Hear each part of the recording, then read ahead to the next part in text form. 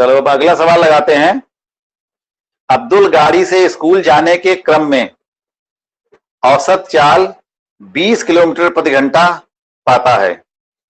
उसी रास्ते से लौटते में वहां पर भीड़ कम होने के कारण उसकी चाल 30 किलोमीटर प्रति घंटा हो जाती है। अब्दुल की इस पूरी यात्रा में उसकी औसत चाल क्या है? अब्दुल जब गाड़ी से स्कूल जाता है, मान लो अब्दुल का घर यहां पर है और स्कूल यहां पर है। जब वो घर से स्कूल जाता है तो उसकी चाल कितनी होती है? 20 किलोमीटर प्रति घंटा। 20 किलोमीटर प्रति घंटा की चाल से वो जाता है स्कूल। और वापसी में जब आता है स्कूल से तो भीड़ कम होती है सड़कों पर, तो क्या होता है, वो तेज चलता है। जब तेज चलता है तो उसकी चाल कितनी होती है? 30 किलोमीटर प्रति घंटा। ठीक, तो बताओ कि उसकी औसत चाल कितनी है। तो यहां पर हमको यह भी नहीं पता है कि उसको जाने में समय कितना लग रहा है और उसके स्कूल की दूरी कितनी है। तो हम मान लेते हैं कि यहां पर उसके स्कूल की दूरी कितनी है? x किलोमीटर है। यहां से यहां तक की दूरी जो है वो कितनी है? वो x किलोमीटर है। x किलोमीटर माना, हाँ,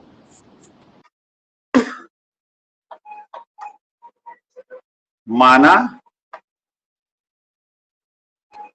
अब्दुल के घर से स्कूल की दूरी बराबर x किलोमीटर। ठीक, दूरी हो गई x किलोमीटर और वो 20 किलोमीटर प्रति घंटा की चाल से जा रहा है। तो हम यहां पर समय निकाल सकते हैं। अब चाल बराबर दूरी बटा समय सूत्र होता है। चाल बराबर दूरी बटा समय। तो समय बराबर क्या होगा? समय इधर आ जाएगा, चाल बटे में हो जाएगी। तो समय बराबर होगा दूरी बटे चाल।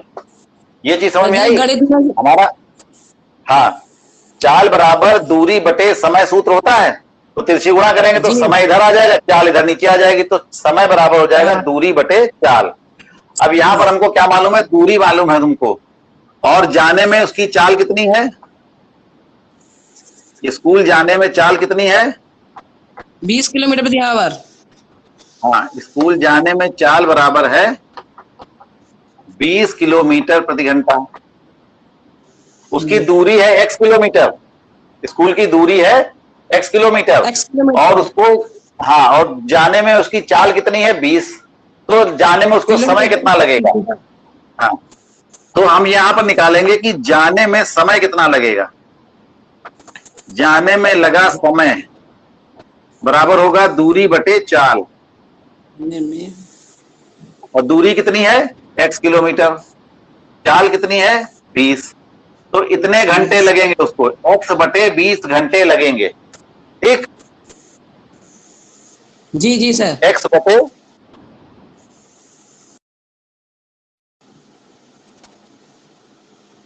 बटे 20 घंटे लगेंगे उसको। ठीक है, फिर ऐसे ही वापस आने में जी x kilometre, x upon 30 kilometre घंटे, x अपॉन 30 घंटे हो जाएंगे।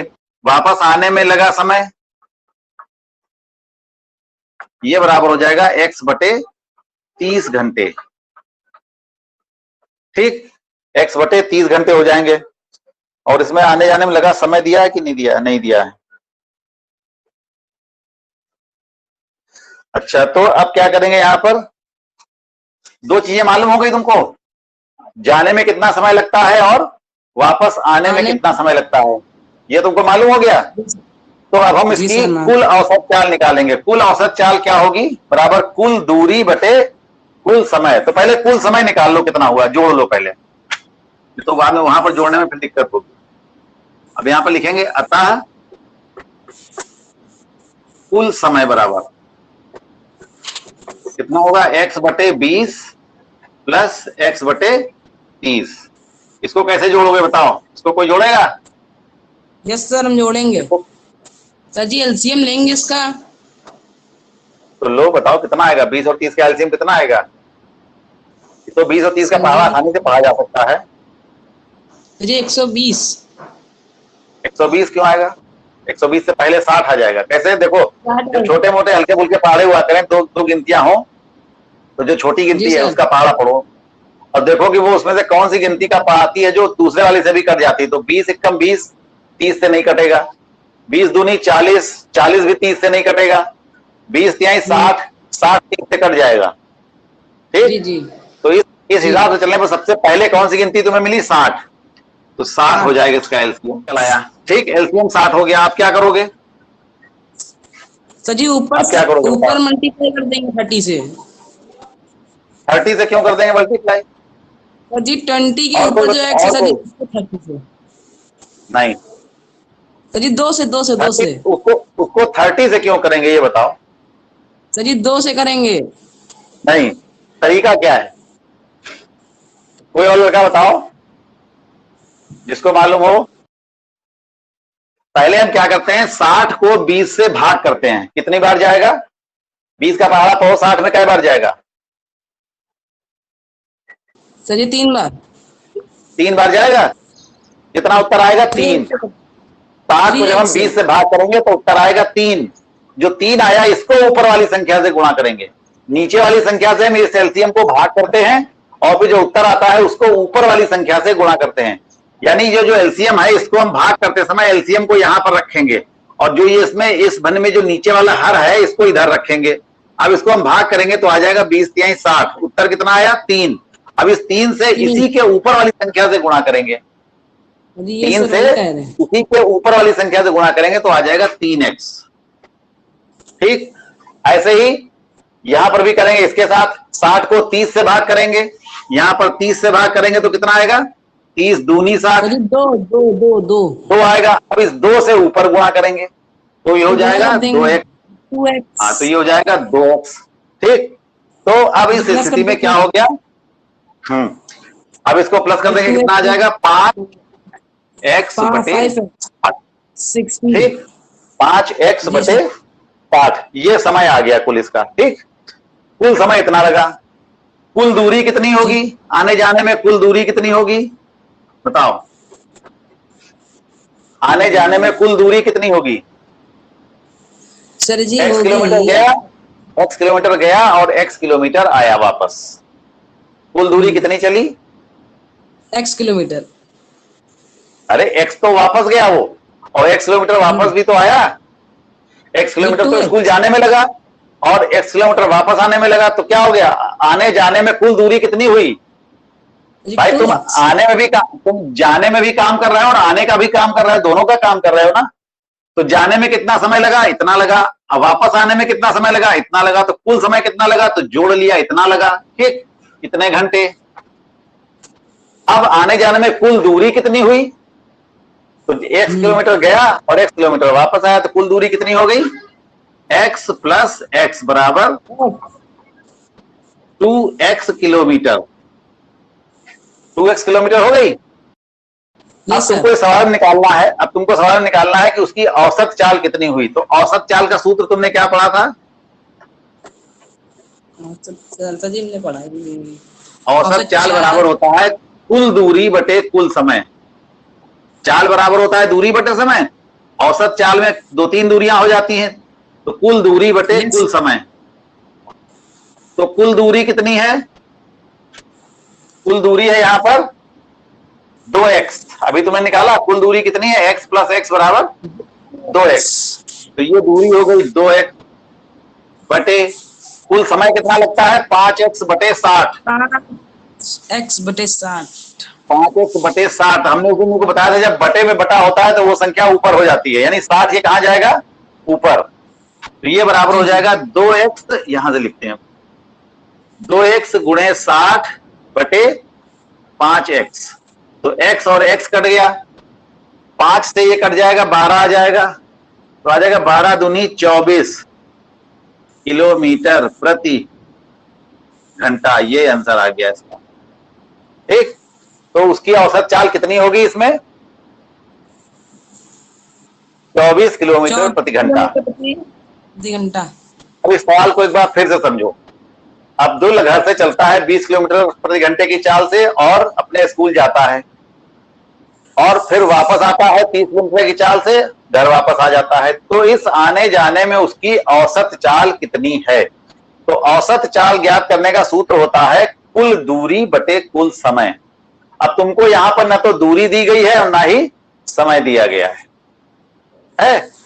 तुमको ये भी नहीं पता है कि उसका स्कूल कितनी दूर है और उसको आने जाने में कितना समय लगा, ये भी नहीं मालूम है। ठीक, तो अब हम क्या करेंगे, इनमें से कोई एक चीज को हम मान लेते हैं। तो हम मान लेते हैं कि दूरी कितनी है।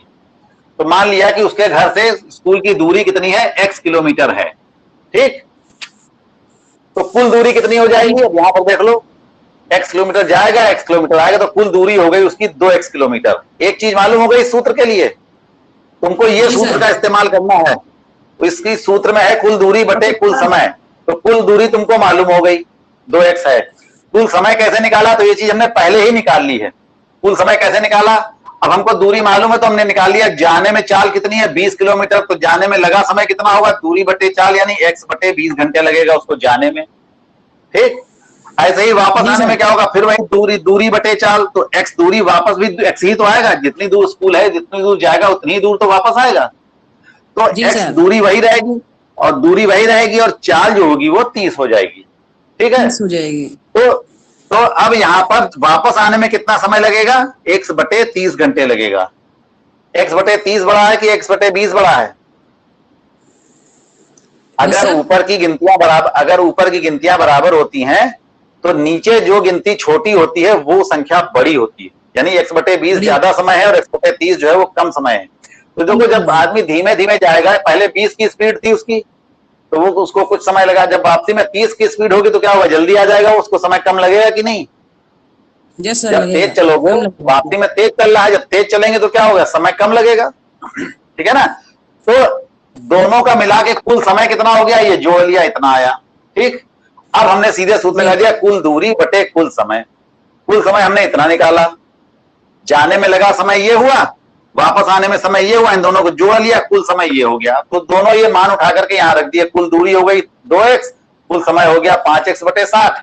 60 ऊपर चला गया, फिर इसको हल कर लिया, कितना आ गया? 24 किलोमीटर प्रति घंटा। यानी आने जाने में उसकी औसत चाल कितनी रही? 24 किलोमीटर प्रति घंटा।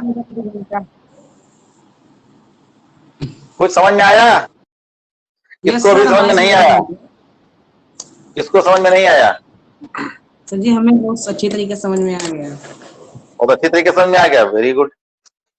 अगला सवाल है, एक वस्तु का प्रारंभिक वेग 6 मीटर प्रति सेकंड है तथा त्वरण 2 मीटर प्रति सेकंड स्क्वायर है, तो कितने समय बाद इसका वेग 20 मीटर प्रति सेकंड हो जाएगा?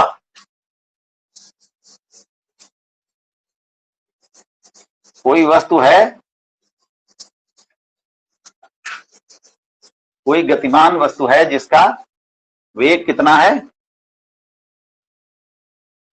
6 मीटर प्रति सेकंड है और इसका त्वरण कितना है? 2 मीटर प्रति सेकंड स्क्वायर है। कितने समय बाद इसका वेग 20 मीटर हो जाएगा? तो ये बाद में वेग कितना है? 20 मीटर। पहले कितना है? 6 मीटर। तो पहले वाले वेग को क्या कहते हैं? पहले वाले वेग को क्या कहते हैं? प्रारंभिक वेग, यानी उसको u कहते हैं, यानी u। तो u कितना हुआ? 6 मीटर प्रति सेकंड। ठीक, और इसका त्वरण कितना है? 2 मीटर प्रति सेकंड स्क्वायर का त्वरण है। तो त्वरण को क्या कहते हैं? ए बराबर है 2 मीटर प्रति सेकंड स्क्वायर। तो कितने समय बाद मतलब क्या करना है तुम्हें? ई का मान ज्ञात करना है। कितने समय बाद ये तुमको मालूम करना है, टी का मान ज्ञात करना है। इसका वेग 20 मीटर प्रति सेकंड हो जाएगा, यानी v। ये क्या है? अंतिम वेग, बाद वाला वेग कितना हो जाएगा? 20 मीटर प्रति सेकंड।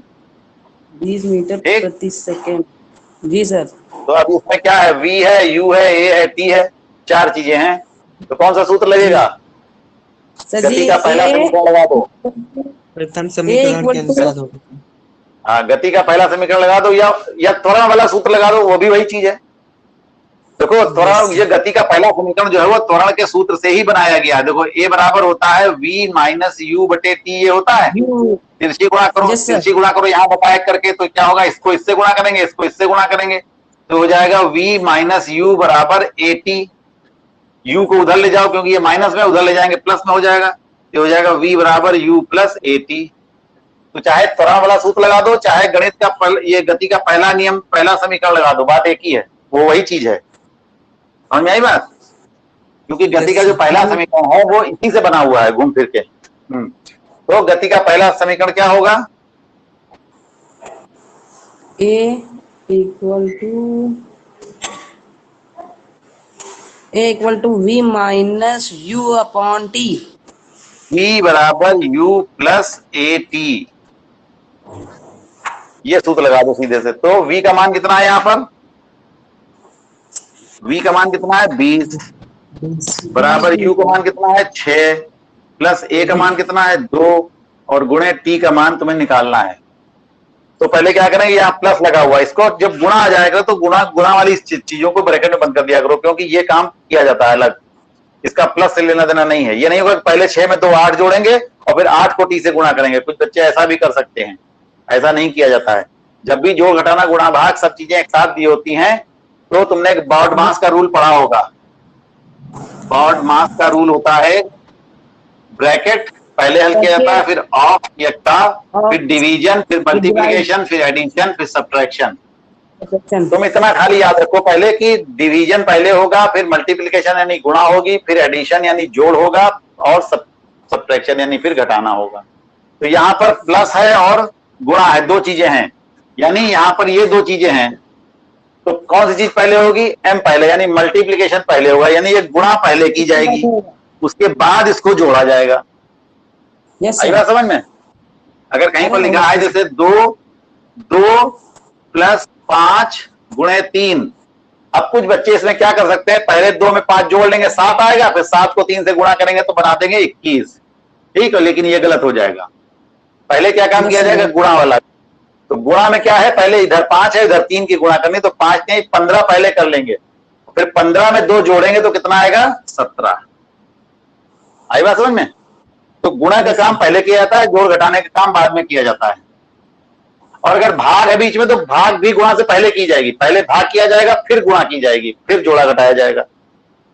तो यहां पर क्या करेंगे हम, ये 20 बराबर होगा 6 प्लस इन दोनों को गुणा करेंगे, आ जाएगा 2t। ठीक, अब क्या करेंगे, 6 को इधर लाएंगे तो हो जाएगा माइनस में, तो 20 माइनस 6 बराबर 2t। ठीक, 2t को इधर कर लो, तो ये कितना, 20 में से 6 गया, कितना बचा? 14 बराबर 2t। तो t बराबर कितना होगा? 2 बटे में आ जाएगा 14 के, तो 14 बटे 2, 2 एकम 2, 2 सत्ते 14 बराबर आ गया 7। क्या होगा? t है ये, तो t का मात्रक क्या होगा? सेकंड। तो उत्तर आ जाएगा ये तुम्हारा 7 सेकंड। ठीक है, तो यहां पर लिखेंगे अतः 7 सेकंड पश्चात उसका वेग 20 मीटर प्रति सेकंड हो जाएगा। तो ये तो पूछा गया था कितने समय बाद उसका वेग 20 मीटर प्रति सेकंड हो जाएगा, तो क्या उत्तर निकला तुम्हारा? 7 सेकंड बाद उसका वेग जो होगा वो 20 मीटर प्रति सेकंड हो जाएगा।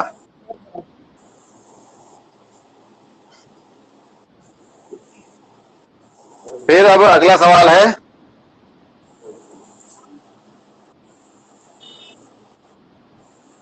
एक वस्तु जो विरामावस्था में है 2 मीटर पर सेकंड स्क्वायर के एक समान त्वरण से चलती है, यानी त्वरण है उसका 2 मीटर पर सेकंड स्क्वायर, तो 5 सेकंड बाद इसका वेग कितना हो जाएगा? इसमें कई 2-3 पार्ट हैं इसमें।